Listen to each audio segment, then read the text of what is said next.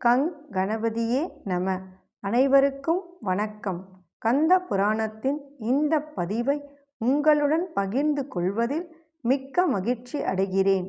இச்சாசக்தியாகிய வள்ளியும் கிரியாசக்தியாக தெய்வானையும் விளங்க ஞானவேல் தாங்கி மயில் வாகனத்தில் வலம் வரும் முருகப் பெருமானை நம் மன வாகனத்தில் ஏற்றி வைப்போம். 16 பேறுகளையும் தன் 12 கைகளாலும் வாரி வழங்குவான் நம் வடிவேலன். கந்த புராணம் 7 உபதேச காண்டம். அதில் 48 சிவபுராணம் கேட்டல். அதன் தொடர்ச்சி. அந்த அந்தண குலத்தில் பிறந்த 8 பிள்ளைகளும் சிவ புராணங்களை கேட்ட மகிமையால் தாங்கள் விரும்பிய விதத்திலேயே திவ்யமான வாழ்க்கையை அடைந்து மகிழ்ச்சியுடன் நீண்ட காலம் வாழ்ந்திருந்து விட்டு இறுதியில் இறைவனின் இருப்பிடத்திற்கு போய்ச் சேர்ந்து மறுபிறவியில்லாத மோட்சத்தையும் அடைந்தார்கள். ஆகையால் மோட்சத்தை அடைய விரும்பும் மனித சிரேஷ்டர்கள் சிவ புராணங்களை அவசியம் கேட்க வேண்டும்.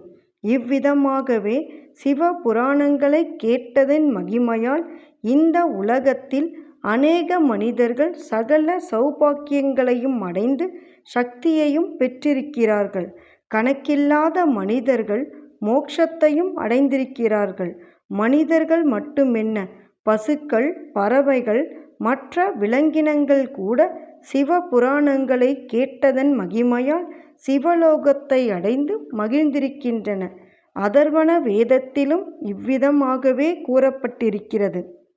எந்த பட்டினத்தில் அந்தண சிரேஷ்டர்களால் சிவ புராணங்கள் படிக்கப்படுகின்றனவோ அந்த பட்டினத்திலுள்ள புல், பூண்டு முதலானவைகள் கூட சிவலோகத்தை அடைந்து விடுகின்றன. அப்படிப்பட்டவர்களிடத்தில் சிவபெருமானே ஸ்ரீ பார்வதி தேவியோடு சேர்ந்து வசித்து வருகிறார். சிவ புராணங்களை படிப்பவர்களது நாவிலும் ஈஸ்வரன் தமது தேவியோடு தங்கியிருந்து வசித்து வருகிறார். சிவ புராணங்களை படிப்பவர்களுக்கும் கேட்பவர்களுக்கும் எந்த மனிதர்கள் அன்னதானம், கன்யாதானம், பூமி தானம், கோதானம், ஸ்வர்ண தானம், ஆபரண தானம் முதலானவற்றையும் இன்னும் இவை போன்ற மற்ற சிறந்த தானங்களையும் மனப்பூர்வமாக செய்து மகிழ்கிறார்களோ அவர்கள் அந்த புண்ணியத்தின் மகிமையால் சிவசாயுஜ்ய பதவியை அடைவார்கள். எம்பிரான் புராணங்களை பனை ஏட்டிலாவது அல்லது காகிதங்களிலாவது பக்தி பெருக்கோடு எழுதுபவர்கள் அப்படி ஏடுகள் எழுதும் ஒவ்வொரு எழுத்துக்களும் ஒவ்வொரு கல்பகாலம் வரையிலும் சிவலோகத்திலேயே வசித்து வரும் பாக்கியத்தை பெறுவார்கள். சிவ புராணங்களை எழுதி படிக்கும் சிவ பக்தரான அந்தண சிரேஷ்டர்களுக்கு தானம் வழங்குவதினால் கோடி வம்சங்கள் கரையேறி விடுகின்றன.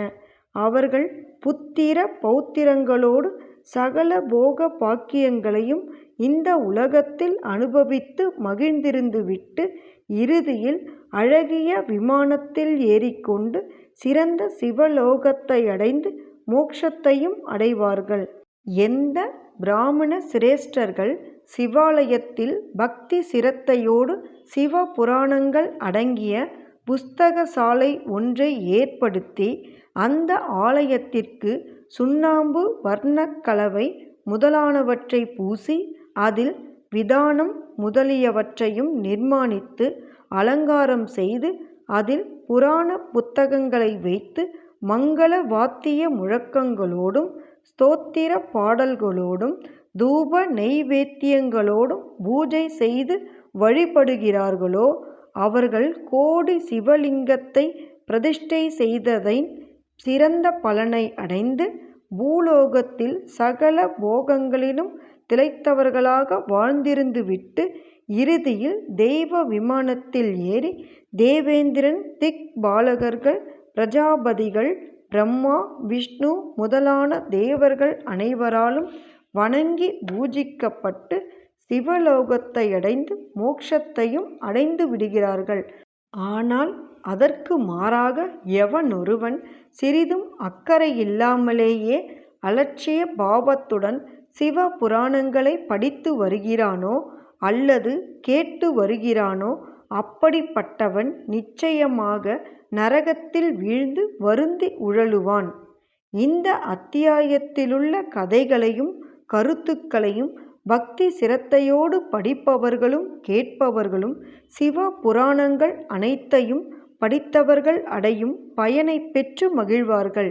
இந்த அத்தியாயத்திலுள்ள கருத்துக்கள் அனைத்தையும் அறிந்து உணர்ந்தவர்கள் சிறந்த சிவ பக்தர்களாக இருந்தாலும் அல்லது சிவ பக்தர்கள் அல்லாதவராகவே இருந்தாலும் அவர்கள் சகல உலகங்களையும் புனிதமாக்கும் தன்மையை பெற்று விடுகிறார்கள். அவர்களே புண்ணிய நதிகள் அனைத்திலும் நீராடி மகிழ்ந்தவர்கள். அவர்களே யாகங்கள் அனைத்திலும் தீட்சை பெற்றவர்கள். அவர்களே தெய்வங்கள் அனைத்திற்கும் உலகங்கள் அனைத்திலும் பரமேஸ்வரர், திருமால், பிரம்மதேவன் முதலான தேவர்களுக்கும் பிடித்தமானவர்கள். ஆகையால் சிவபக்தர்கள் அனைவரும் மகா புண்ணியம் வாய்ந்த சிவபுராணங்களை கேட்ட மாத்திரத்திலேயே வெகு சுலபமாக மோட்சத்தை அடைந்து விடுகிறார்கள்.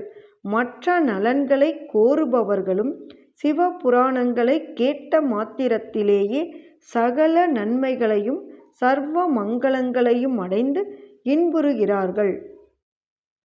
எண்ணிய பொருளை அருளச் செய்யும் கந்த புராணத்தை காதலுடன் இப்புவியில் படிப்போர், கேட்போர், நினைப்போர் யாவரும் பசு, பத்தினி, உறவினர், புத்திரன் ஆகிய அனைவரோடும் ஆனந்த வாழ்வை வாழ்ந்து இந்திரனைப் போல தலைமைத்துவமும் இன்பமும் மிக்க வாழ்வையும் வாழ்ந்து இறுதியில் பரமானந்த நிலையாகிய சிவபத பேரும் பெறுவர்.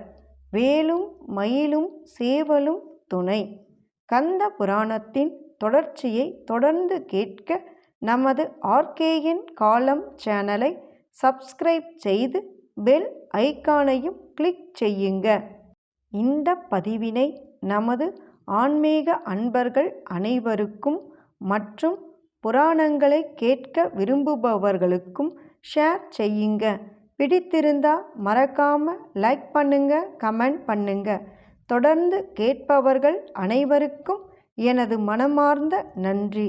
நாளையும் வருவான் நமது வடிவேலன்.